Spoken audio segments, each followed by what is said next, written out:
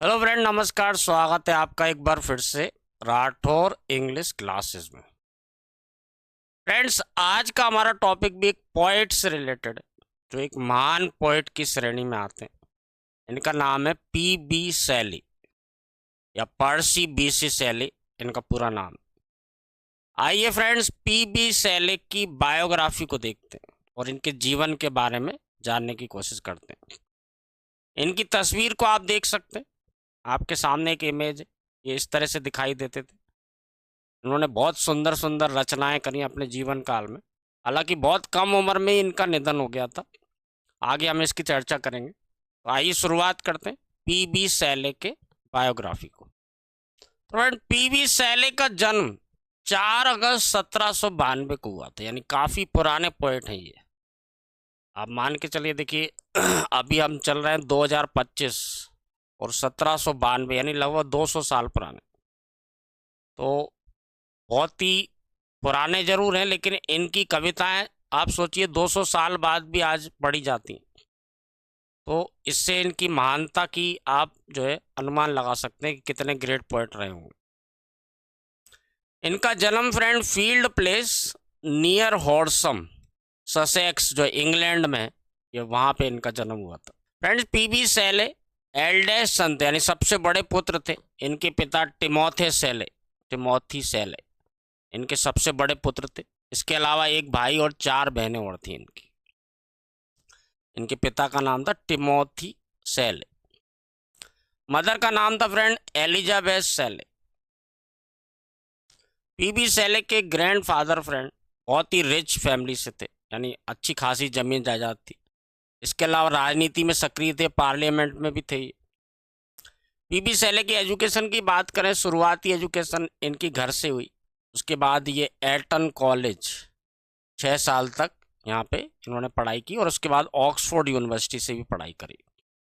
Friends, Shelley को उनके दोस्तों ने एक निक नेम दिया था, मैड शैले। इनकी विज्ञान में काफ़ी रुचि रहती थी और ये हंसी मजाक करते रहते थे। कुछ नए नए एक्सपेरिमेंट भी अपने मजाक करने के तौर पे या हंसी उड़ाने के तौर पे ही करते थे। तो दोस्त इन्हें मैड शैले भी कहते थे। पी शैले के एक फ्रेंड थे, friend Thomas Jefferson hog.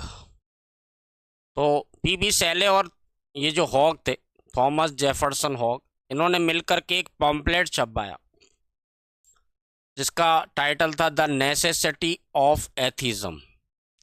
Atheism का मतलब होता है फ्रेंड नास्तिकता, नास्तिकवाद। जैसा कि मैंने आपको बताया, ये काफ़ी पुराने समय के पोएट रहे हैं। 1792 में इनका जन्म हुआ था। उस समय चर्च बहुत पावरफुल हुआ करते थे और क्रिश्चियन लोग उस समय काफ़ी कट्टर हुआ करते थे।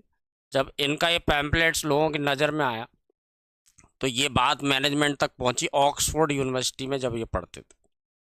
और मैनेजमेंट इतना ज़्यादा इनसे नाराज़ हुआ कि इन दोनों जनों को वहाँ से यूनिवर्सिटी से निकाल ही दिया गया, एक्सपेल कर दिया गया।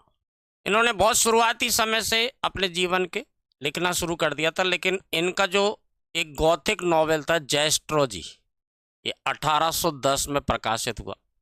इसमें इन्होंने अपनी जो वही विचारधारा थी, एथिस्टिक विचारधारा को व्यक्त किया था। इसमें जो एक करेक्टर था जेस्ट्रोजी नाम का, जो विलेन था, इसके माध्यम से इन्होंने अपनी वो एथीज्म यानी नास्तिकवाद पर अपने विचार व्यक्त किए थे। इसी साल फ्रेंड इनके जो फ्रेंड थे यही थॉमस जेफरसन हॉग, इन्होंने एक पम्पलेट और छपवाया था जिसका नाम रखा था पॉस्टुमस फ्रैगमेंट्स ऑफ मार्गरेट निकोलसन। ये नामों को याद इसलिए रखना जरूरी है कि पता नहीं कब कहाँ से कौन सा क्वेश्चन आ जाए, तो इन चीज़ों को याद रखने की कोशिश करें या हो सके तो नोट जरूर कर लें इनको। फ्रेंड्स, पी शैले की सिस्टर थी एलिजाबेथ शैले।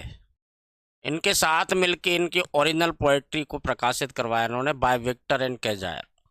फ्रेंड्स, केवल 19 साल की अवस्था में, जब पी शैले केवल 19 साल के थे, एक 16 साल की लड़की थी हैरियट वेस्टब्रुक, इसके साथ ये वहाँ से भाग गए लंदन से और इन्होंने दोनों ने जाके शादी कर ली। फ्रेंड्स, इसके 2 साल बाद जब ये शादी कर ली थी इनने भाग करके वेस्टब्रुक से, इन्होंने एक सीरियस वर्क यानी एक इनका जो सबसे important work, one of the important works है, ये प्रकाशित हुआ क्वीन मैब के नाम से। ये एक फिलोसफिकल पोएम है और ये नाम को जरूर ध्यान रखें, बहुत इम्पोर्टेंट है। क्योंकि ये इनकी काफ़ी फेमस और बहुत अच्छी रचना मानी जाती है। तो नाम जरूर याद रखना, क्वीन मैब। शैले जो है फ्रेंड विद्रोही विचारधारा के थे, एथिस्ट थे, नास्तिक थे, भगवान को नहीं मानते थे। और इनका थोड़ा सा बोलें तो दिल फेक टाइप का एक इनका एटीट्यूड रहा है। इनकी मुलाकात होती है गॉडविन एंड मैरी वॉल्स्टनक्राफ्ट्स की पुत्री मैरी से, ठीक है ना। गॉडविन और इनकी पत्नी थी मैरी वॉल्स्टनक्राफ्ट। नाम थोड़े से अजीब हैं, इसलिए आपको पढ़ने में याद करने में दिक्कत आएगी, लेकिन बार बार आप सुनेंगे तो याद हो जाएंगे, ठीक है ना। गॉडविन और मैरी वॉल्स्टनक्रॉफ्ट, इनकी पुत्री का नाम भी मैरी था। इनसे इनकी मुलाकात होती है और इनको बहुत अधिक प्रेम हो जाता है। एक्चुअल बात यह है कि फ्रेंड पीबी शैले जो है ये अपनी पहली शादी जो हैरियट से हुई थी, इससे खुश नहीं थे और एक्चुअल में ये शादी भी नहीं करना चाहते थे। हैरियट ने इनको मजबूर किया शादी करने के लिए। वो उनसे प्रेम करती थी, प्रेम तो ये भी करते थे, लेकिन शादी करने के इच्छुक नहीं थे। लेकिन हैरियट ने उन्हें दबाव डाला और इस कारण से उन्होंने शादी कर ली। लेकिन जब इनकी मुलाकात मैरी से हुई तो इससे उन्हें प्रेम हो गया और ये उसके साथ भाग गए। फ्रेंड पीबी शैले के पास ऐसा कोई खास अर्निंग का जरिया नहीं था। जब ये भाग गए, कुछ दिन वहाँ यूरोप में घूमते रहे, जब पैसे ख़त्म हो गए तो ये वापस इंग्लैंड इनको आना पड़ा। फ्रेंड 1814 में जो इनकी पत्नी थी पहली, हैरियट शैले ने एक पुत्र को जन्म दिया। इसके बाद 1815 में मैरी गॉडविन ने भी एक पुत्र को जन्म दिया, जो हालांकि प्री मैच्योर था और उसकी मृत्यु हो गई। अगले साल फ्रेंड मैरी ने दोबारा से एक पुत्र को जन्म दिया। उसने अपने पिता के नाम के ऊपर उसका नाम रख दिया विलियम। जैसा कि मैंने आपको बताया फ्रेंड, ये अपनी पहली शादी जो हुई थी हैरियट से, इससे खुश नहीं थे और ये दोनों काफ़ी समय पहले ही अलग हो गए थे और ये मैरी के साथ में रहने लगे थे, पीबी शैले। लेक जिनेवा में फ्रेंड इन्होंने काफ़ी समय बिताया और यहाँ इनकी मुलाकात हुई जॉर्ज गॉर्डन, लॉर्ड बायरन। इनके साथ ही लेक जिनेवा में जो एक लेक है, झील है, वहाँ पर काफ़ी झील में जाया करते थे, बोट में घूमा करते थे और इन लोगों से पोइट्री के बारे में, साहित्य के बारे में काफ़ी चर्चाएं किया करते थे। इससे एक दूसरे से शेयर करने से इन सभी की नॉलेज में जो है, क्योंकि जब एक कवि या एक राइटर जो है दूसरे से बात करता है तो इनके जो है एक्सपीरियंसेस जुड़ते हैं, चर्चाएं करते हैं कि क्या सही है क्या गलत है। तो वो चीज़ इनकी आगे आने वाली रचनाओं में काफ़ी झलकता है। फ्रेंड जैसे कि मैंने आपको बताया, हैरियट से ये अलग रह रहे थे बहुत टाइम से और मैरी के साथ रह रहे थे। मैरी ने एक पुत्र को जन्म भी दिया था, हैरियट ने भी एक पुत्र को जन्म दिया था। लेकिन हैरियट इनको बहुत ज़्यादा चाहती थी और जब ये अलग हो गए पीबी शैले उनसे, तो इस डिप्रेशन में आकर के 1816 में, दिसंबर 1816 में हैरियट शैले ने सुसाइड कर ली, आत्महत्या कर ली। जैसा कि मैंने आपको बताया कि फ्रेंड पीबी शैले को हैरियट से कोई बहुत ज़्यादा लगाव नहीं था। शादी भी उन्होंने मजबूरी में करी थी।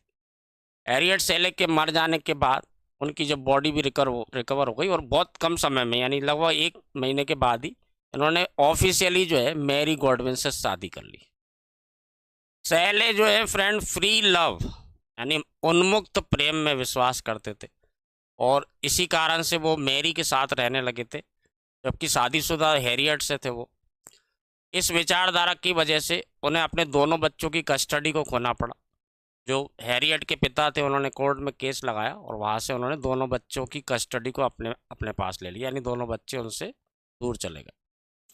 फ्रेंड्स 1817 में पीबी शैले ने लाओन एंड सिथना, ये एक लॉन्ग नरेटिव पोएम का प्रकाशन करवाया। लेकिन जैसा कि इनका स्वभाव था, ये रिलीजन पे काफ़ी हमला करते थे, काफ़ी उसके बारे में अपशब्द कहते थे। इसी कारण से कहीं इन पे कुछ ऐसी बुरी कार्रवाई नहीं हो जाए चर्च की तरफ से, इस पोएम को जो है वापस ले लिया गया, जबकि इसकी कुछ कॉपी ही बिक पाई थी तब तक। और इसको फिर से दोबारा से एडिट किया गया और री इश्यू किया गया। इसका नाम बदल दिया गया। अब इसका नाम रखा गया द रिवोल्ट ऑफ इस्लाम। ये 1818 में प्रकाशित हुई, द रिवोल्ट ऑफ इस्लाम 1818 में। इसी समय फ्रेंड इन्होंने रिवोल्यूशनरी पॉलिटिकल ट्रैक्ट्स, इस विचारधारा में द हर्मिट ऑफ मैरलॉ, इस रचना को भी प्रकाशित करवाया। फ्रेंड्स 1818 में पीबी सेले और इनकी पत्नी मैरी गॉडविन ये इंग्लैंड को छोड़ के चले गए। ये इनका इसके बाद ये फिर कभी लौट के नहीं आए। अगले 4 सालों में पीबी सेले ने अपनी सबसे ज़्यादा फेमस रचनाओं का लिखने का काम किया, जिनमें से एक है फ्रेंड प्रोमेथियस अनबाउंड। ये 1820 में छपी थी। ये घुमक्कड़ प्रवृत्ति के भी थे फ्रेंड, कहीं भी एक जगह टिक के नहीं रहे। इटली में भी ये कभी पीसा में, कभी और किसी जगह, कभी और किसी जगह ऐसे घूमते रहते थे और वहाँ जो है थोड़े समय के लिए निवास भी करते थे। इसी दौरान इनकी मुलाकात होती है एक ब्रिटिश पोएट लीग हंट से और उनके परिवार से। बायरन से इनकी अच्छी दोस्ती हो जाती है। ये भी एक प्रोमिनेंट पोएट है।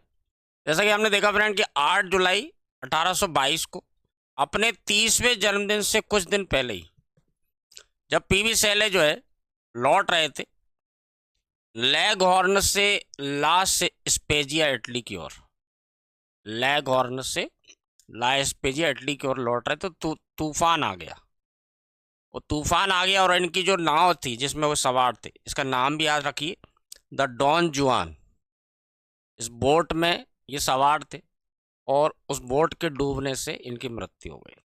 आइए फ्रेंड्स, अब हम ऐसी चीज़ों को कुछ पॉइंट्स मैंने बना दिए जो याद रखने योग्य है, तो पॉइंट्स टू रिमेंबर याद करते हैं, एक एक चीज़ों को देखते हैं। पीबी सेली जो है ये one of the major romantic poets हुए हैं। इन चीज़ों को याद रखिए, वन लाइनर्स जैसे मैंने बना दिया है क्योंकि क्वेश्चंस इस तरह से पूछे जाते हैं। ये one of the major romantic poets रहे।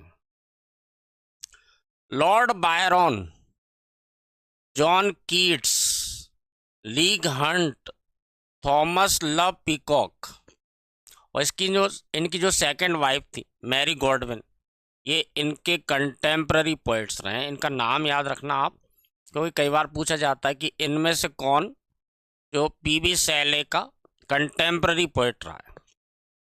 तो Lord Byron, John Keats, Leigh Hunt, Thomas Love Peacock और इनकी सेकंड वाइफ जो थी मैरी गॉडविन, ये इनके कंटेम्प्ररी पोइट्स हैं। जैसा कि हम पहले देख चुके हैं 4 अगस्त 1792 को इनका जन्म हुआ था। फील्ड प्लेस एक गांव का नाम है जो हॉर्सम, ये ससेक्स डिस्ट्रिक्ट पड़ता है, ठीक है ना। नामों को बार बार मैं रिपीट करता हूं ताकि आपको ये चीज़ें याद हो जाए। अगस्त 4 को 1792 को इनका जन्म हुआ था। गांव का नाम है फील्ड प्लेस और ये हॉर्सम के पास ससेक्स डिस्ट्रिक्ट में इंग्लैंड में पड़ता है। इनके पिता जो है सर टिमोथी सेले, ये मेंबर ऑफ पार्लियामेंट रहे और एक प्रोमिनेंट फैमिली थी, रिच फैमिली से इनका नाता रहा।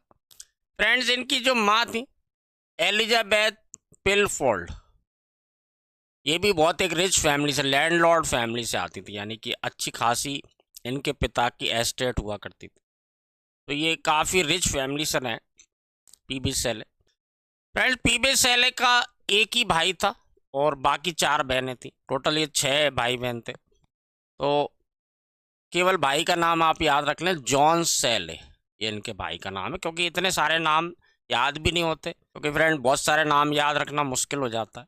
अभी पढ़ना तो आसान है, लेकिन जब इतने सारे राइटर्स के बारे में हम पढ़ेंगे तो नाम याद करना थोड़ा कठिन हो जाता है। लेकिन एक नाम याद रख सकते हैं भाई का, जॉन सेले। प्राइमरी एजुकेशन तो इनकी घर पर ही हुई। इसके बाद ये एटन कॉलेज में गए थे, जैसा कि हम इसके पहले देख चुके हैं। इन्हें जब ऑक्सफोर्ड यूनिवर्सिटी में पढ़ रहे थे तो इन्हें इनके जो साथ में पढ़ने वाले स्टूडेंट्स थे, इन्होंने मैड सेले नाम दिया, इनको निकनेम दिया मैड सेले। एटन कॉलेज में फ्रेंड इन्होंने अपनी एजुकेशन पूरी की और उसके बाद ये इन्होंने एडमिशन ले लिया यूनिवर्सिटी कॉलेज ऑक्सफोर्ड यूनिवर्सिटी में। यूनिवर्सिटी कॉलेज में, ऑक्सफोर्ड यूनिवर्सिटी में इन्होंने एडमिशन ले ली।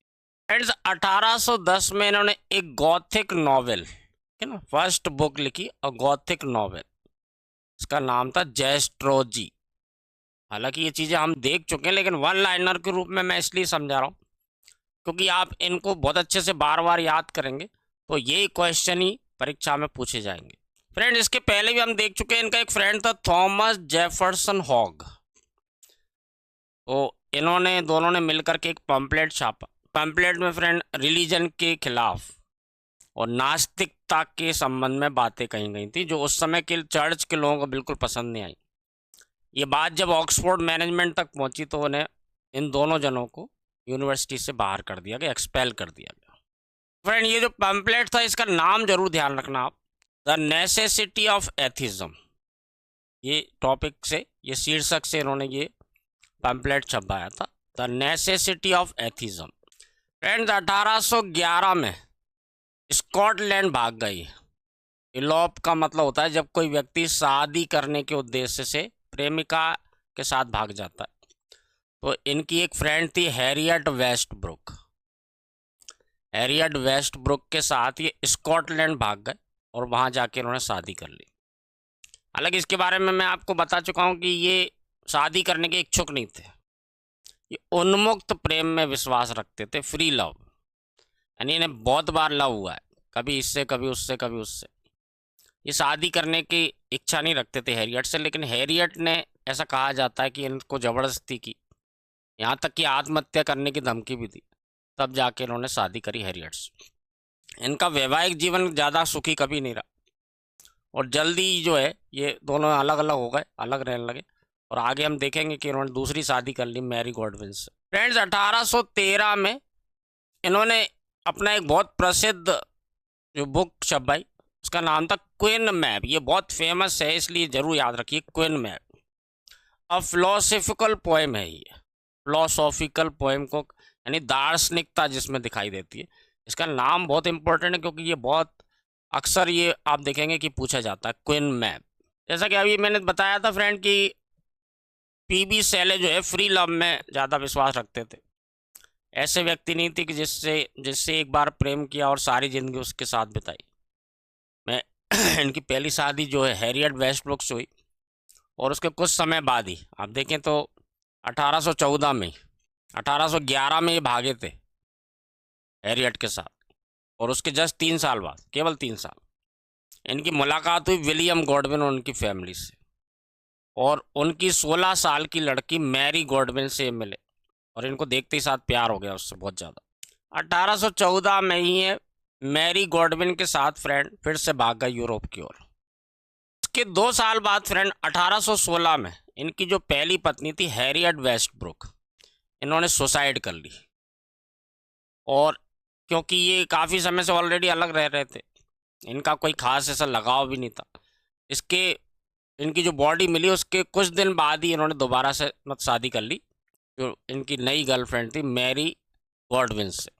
फ्रेंड, हैरियट वेस्टब्रुक जो थे, इनकी सुसाइड इन्होंने की थी और इनकी बॉडी पाई गई थी सर्पेंटाइन लेक में। नाम याद रखने की कोशिश करें, सर्पेंटाइन लेक में इनकी बॉडी जो है रिकवर की गई। फ्रेंड, इनकी पहली पत्नी की मृत्यु के मात्र 3-4 हफ्ते बाद ही 1816 में इन्होंने मैरी गॉडविन से दोबारा से शादी कर ली, यानी सेकंड मैरिज कर ली।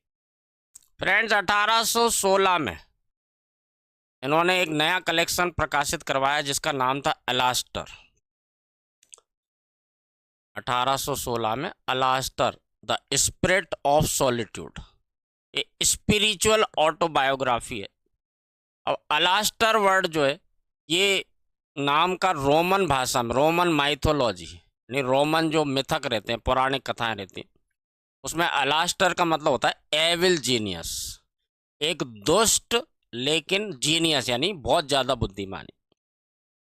तो ये अलास्टर द स्पिरिट ऑफ सॉलिट्यूड, ये जो है ऑटोबायोग्राफी के रूप में, लेकिन स्पिरिचुअल ऑटोबायोग्राफी के रूप में ये कलेक्शन छपा था। फ्रेंड्स, 1817 में द रिवोल्ट ऑफ इस्लाम के नाम से इन्होंने एक नया कलेक्शन प्रकाशित करवाया। हालांकि ये पहले दूसरे नाम से प्रकाशित हो चुका था, लाओन एंड सितना, इस नाम से प्रकाशित हुआ था, लेकिन इसमें कुछ ऐसी चीज़ें थी जो आपत्तिजनक थी, लोगों को आपत्ति हो सकती थी, इस डर से इन्होंने कुछ ही इसकी जो है प्रतियां बिकी थी, उसके बाद वापस ले लिया और इसमें कुछ एडिट किया गया, कुछ चीज़ों को हटाया गया, जोड़ा गया, और फिर दोबारा से इसको द रिवोल्ट ऑफ इस्लाम के नाम से प्रकाशित करवाया। इसके बाद फ्रेंड इन्होंने एक ड्रामा भी लिखा है जिसका नाम है द सेंसी। ये एक ट्रेजिडिकल ड्रामा है इसमें 5 एक्ट्स हैं। ये 1819 में प्रकाशित हुआ था। ये इन्होंने डेडिकेट किया था लीग हंट को। मेन बातें मैं इसलिए बता रहा हूँ कि आप उतना याद रखें, तो इसी में से क्वेश्चन बन जाएंगे। द सेंसी एक ड्रामा है, एक ट्रेजिडिकल ड्रामा है, 5 एक्ट्स में है, 1819 में प्रकाशित हुआ था। लीग हंट को इन्होंने डेडिकेट किया था। एंड 1820 है ना, 1820 में इन्होंने ode to the west wind, ये बहुत फेमस पोएम है इनकी। 1820 में ode to the west wind इसको लिखा था, और ये टैर्जा रिमा में है। इसका जो स्ट्रक्चर है टैर्जा रिमा। टैर्जा रिमा का सीधा सीधा मतलब, हम इसको डिटेल में बाद में देखेंगे। आप इतना याद रख सकते हैं कि 3 लाइन के स्टेंजा होते हैं, इसको कहते हैं टैर्जा रिमा। फ्रेंड 1820 में ही प्रोमेथियस अनबाउंड है ना, प्रोमेथियस अनबाउंड ये पब्लिश हुआ। ये भी एक लिरिकल ड्रामा है, यानी कविता के रूप में जब नाटक लिखा जाता है उसे कहते हैं लिरिकल ड्रामा। तो प्रोमेथियस अनबाउंड, नामों को जरूर याद करें। मैं बार बार रिपीट कर रहा हूँ कि एक ही वीडियो में 3-4 बार आप सुनेंगे तो आपको ये याद हो जाएंगे, है ना। Prometheus unbound. एंड इनके एक समकालीन पोइट हुए जिनका नाम था थॉमस लव पीकॉक, है ना, थॉमस लव पीकॉक। ये एक समय हताशा की स्थिति में थे और इन्होंने कहा कि जो जॉन कीट्स और ये शैले वगैरह हैं, इन्हें कविता वगैरह लिखना बंद कर देना चाहिए। It is a waste of time, समय बर्बाद करना है, इसमें कुछ नहीं मिलता आदमी को। इसके विरोध स्वरूप इन्होंने एक एज ए लिखा था, अ डिफेंस ऑफ पोएट्री। 1821 में लिखा था ये, a defence of poetry. As a है ये, एज ए। तो ये इसके विरोध में लिखा था कि जो थॉमस लव पीकॉक ने ये कहा था कि पोएट्री लिखना ये सब बकवास है, वेस्ट ऑफ टाइम है। तो इसका विरोध जताने के लिए उन्होंने ये ऐसे लिखा था। हालांकि ये प्रकाशित हुआ 1840 में, इनकी मृत्यु के बाद। फ्रेंड पीबी शैले हमेशा से विद्रोही प्रवृत्ति के रहे, एथिस्टिक रहे, नास्तिक रहे। तो इन्होंने एक एलिजी लिखी थी, है ना। एलिजी का मतलब होता है शोक गीत। किसी की मृत्यु के बाद उसकी याद में एक शोक से भरी, दुख से जताने के लिए कविता लिखी जाती है, इसे कहते हैं एलिजी। इसका नाम याद रखें, एडोनाइस। एडोनाइस एक एलिजी है जो कि जॉन कीट्स की मृत्यु पर लिखी गई थी। अब ये जो कविता लिखी थी, जो पोएट्री लिखी थी, इनके बारे में खास चीज़ें देखें तो ध्यान रखिए, इसमें 495 लाइन्स हैं। 495 लाइन्स है एडोनाइस में, और 55 स्पेंसेरियन स्टेंजा है, 495 लाइन्स है और 55 स्पेंसेरियन स्टेंजा है। इसमें इन्होंने कहा था, ये शब्दों को ध्यान रखना आप, I have dipped my pain in consuming fire for his destroyers. ये लाइन को याद रखिए, I have dipped my pain in consuming fire for his destroyers. इन्होंने कहा था कि मैंने अपने पेन की निब को आग में डुबोया है उनके विनाशकों का विनाश करने के लिए। अब ये बात इन्होंने क्यों कही थी? क्योंकि एक मैगजीन थी, the quarterly review and Blackwood. ये मैगजीन जो थी, इस मैगजीन ने जॉन कीट्स की जो प्रतिष्ठा थी उसको बहुत ज़्यादा क्षति पहुंचाई थी। और जॉन कीट्स से पीबी शैले बहुत प्रभावित थे, बहुत इनका आदर सम्मान करते थे। तो ये जो मैगजीन थी, the quarterly review and Blackwood magazine, नाम याद रखिए, the quarterly review and Blackwood magazine. इन्होंने रेपुटेशन को नुकसान पहुंचाया था जॉन कीट्स की। इस बात से बहुत नाराज थे और इस कारण से इन्होंने इस कविता में ये शब्द कहे, I have dipped my pain in consuming fire for his destroyers. Next point देखते हैं, the triumph of life. The triumph of life ये इनकी लास्ट और अनफिनिश्ड, अधूरी रचना है, ठीक है ना। एक तो लास्ट है और अधूरी रचना है। ये टैडजा में, टैडजा वही 3 लाइन के स्टेंजा जो होते हैं उसे कहते हैं टैडजा, उसमें लिखी गई थी द ट्रिम्फ ऑफ लाइफ। ये लास्ट इनका जो रचना है, लेकिन अनफिनिश्ड है, पूरी नहीं है। अब इसके पहले हमने देखा था फ्रेंड कि शैली की मृत्यु जो है लौटते समय, इटली लौटते समय उनकी जो नाव थी उसके डूबने की वजह से हुई थी। तूफान आ गया था, ऐसा कहा जाता है कि तूफान आ गया था और उसकी वजह से वो डूब गए थे। हालांकि इस बात में संदेह जताया जाता, बहुत सारे लोग ये कहते हैं कि उस दौरान जब शैली की मृत्यु हुई उस समय बहुत ज़्यादा डिप्रेशन में थे और वो खुद ही मरना चाहते थे। तो ऐसा हो सकता है कि उन्होंने जानबूझ करके जो है कुछ ऐसा किया हो जिससे नाव डूब गई या वो कूद गए हों। तो उनकी मृत्यु पर यह संदेह जताया जाता है ना, डिप्रेशन में थे वो।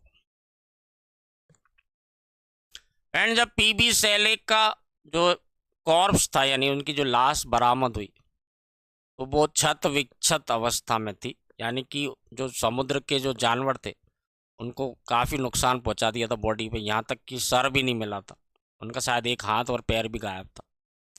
तो उनकी बॉडी रिकवर्ड तो की गई, लेकिन ये जो है इसमें क्षत विक्षत शरीर मिला था। उनके कपड़ों से उनकी पहचान हुई और उनकी जेब में एक जॉन कीट्स की किताब मिली थी, इससे पता चला कि ये जॉन कीट्स। एक और चीज़ याद रखें फ्रेंड्स, शैली जो है ये प्योर वेजिटेरियन थे, ये मांस वगैरह खाने का हमेशा जो है विरोध करते थे। कई रचनाओं में भी इनकी ये झलक दिखाई देती है। फ्रेंड जब पीबी शैले का क्षत विक्षत शरीर मिला तो इटली का उस समय का कानून ऐसा था कि ऐसे व्यक्ति को दफनाया नहीं जाता था और उसको वहीं समुद्र के किनारे पर ही जला करके नष्ट कर दिया जाता था। यानी उनका क्रिमेशन जो होता था, अंतिम संस्कार जो होता था, इस तरह की लाश कोई मिलती थी उसे वहीं पे जलाया जाता था, जैसे हिंदुओं में किया जाता है। जब इनकी लाश मिली तो उसे आप ये चित्र में देख सकते हैं। ये हालांकि फोटोग्राफ नहीं है, ये एक पेंटिंग है जिसके बारे में मैं अभी बताऊंगा आपको। इसमें दिखाया गया कि जो है लॉर्ड बायरन और लीग हंट ये उस समय मौजूद थे वहाँ पर जब इनका क्रिमेशन यानी अंतिम संस्कार किया गया। और मिथक इस चीज़ से जुड़ा हुआ है फ्रेंड। लोग ऐसा कहते हैं कि इनके शरीर को जलाने से पहले इनका हार्ट निकाल लिया गया था, उस हार्ट को सुरक्षित रख लिया गया था, जिसे उनकी सेकंड वाइफ जो थी मैरी गॉडविन उसे दे दिया गया और वो बहुत संभाल के उन्होंने अपने जीवन काल में उसे रखा। ये फ्रेंड मिथक है, यानी ऐसा कहा जाता है। अब इसका कोई पुख्ता प्रमाण नहीं है। कुछ लोग कहते हैं कि मैरी गॉडविन के पास जो चीज़ थी वो हार्ट नहीं था बल्कि कुछ और चीज़ थी। कुछ लोग कहते हैं कि नहीं, हार्ट ही था। कुछ लोग तर्क देते हैं कि हार्ट इतने समय तक रखेंगे तो वो तो खराब ही हो जाएगा, बदबू आने लगेगी। यानी अलग अलग तरह के बहुत सारे तर्क दिए जाते हैं। हम फिलहाल ये देख रहे हैं कि जो चीज़ें मिथक भी हैं तो वो भी हमारे काम की। लॉर्ड बायरन और ली गंट जैसे मैंने आपको बताया, ये उपस्थित थे जब उनका फ्यूनरल किया गया, अंतिम संस्कार किया गया। इसी पिक्चर में आप देख सकते हैं। मैरी गॉडविन जब तक जिंदा रही उन्होंने उस हार्ट को अपने पास संभाल के रखा और बाद में उसे दफना दिया गया। फ्रेंड्स एक पिक्चर आप देख सकते हैं कि जो एक सीप तरह की चीज़ है और इसके बीच में यहाँ पे कुछ रखा हुआ है, तो ऐसा बोला जाता है कि ये ही पीबी शैले का हार्ट है।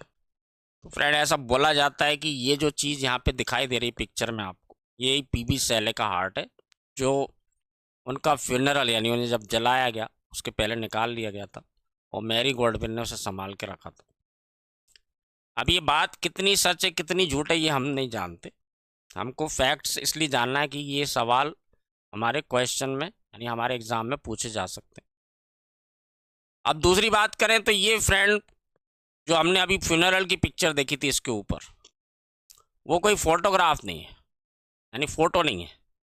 ये एक पेंटिंग है जिसे बनाया गया था लुइस एडवर्ड फोर्नियर। लुइस एडवर्ड फोर्नियर ने ये पेंटिंग बनाई थी अपनी कल्पना से, फ्यूनरल ऑफ शैले, ठीक है ना। ये फ्यूनरल ऑफ शैले के नाम से पेंटिंग बनाई गई थी। द बर्निंग ऑफ शैलेस भी कहा जाता है इसे। इसको बनाने वाले का नाम है लुइस एडवर्ड फोर्नियर। तो नामों को याद करने की फ्रेंड कोशिश करिए। मैं बिल्कुल अच्छे से जानता हूँ क्योंकि यूरोपियन नाम जो रहते हैं ये हमारे इंडियन नामों से बहुत अलग होते हैं। अगर कोई इंडियन नाम होता है हमें काफ़ी जल्दी याद हो जाता है, लेकिन इन लोगों के नाम ऐसे अटपटे क्यों लगते हैं? क्योंकि हमने कभी ज़्यादा सुने नहीं, तो याद करने में कठिनाई होती है। आज आप पढ़ेंगे 2 दिन बाद ही भूल जाएंगे। तो बार बार सुने, बार बार वीडियो को देखें, कोशिश करें कि लिख के रख लें इम्पोर्टेंट चीज़ों को। इसलिए मैंने पॉइंट्स की तरह इसको बना दिया ताकि ये सारी चीज़ें आपको बहुत अच्छे से याद हो जाए।